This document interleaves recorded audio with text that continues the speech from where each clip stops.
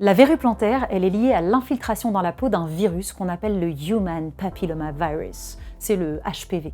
Alors, des HPV, il y en a plusieurs types. Il y a ceux qui vont faire des verrues planes, il y a ceux qui vont aimer plutôt les zones génitales et créer des verrues qu'on appelle des condylomes, et il y en a d'autres qui préfèrent les mains et les pieds. C'est ce qu'on appelle des verrues vulgaires. Alors, n'y voyez aucun jugement de valeur, hein. C'est vulgaire du latin vulgaris, qui signifie commun à tous les hommes.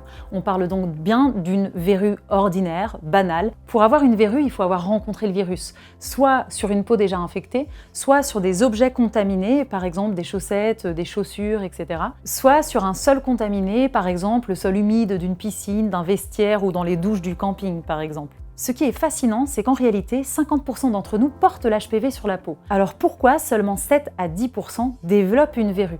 Eh bien parce que ça n'est pas le tout d'avoir rencontré le virus, il faut aussi que notre peau soit propice à l'infection. Et ça, c'est le cas par exemple si on souffre d'hyperhidrose, de transpiration excessive, ou si on a des petites blessures qu'on n'a pas soignées, des crevasses, des cordes, des durillons, ou évidemment si on a un système immunitaire au niveau de la peau qui s'affaiblit, un coup de fatigue, un coup de stress, et encore plus si on est sous traitement pour un cancer ou une maladie auto-immune. Donc vous l'aurez compris, pour prévenir les verrues, on va surtout s'attacher à avoir une bonne hygiène des pieds. En général, les verrues disparaissent toutes seules, en quelques mois ou en 2 ans maximum, ce qui explique que les remèdes de grand-mère un peu ésotériques peuvent fonctionner, comme passer une pomme de terre sur sa verrue et l'enterrer un soir de pleine lune.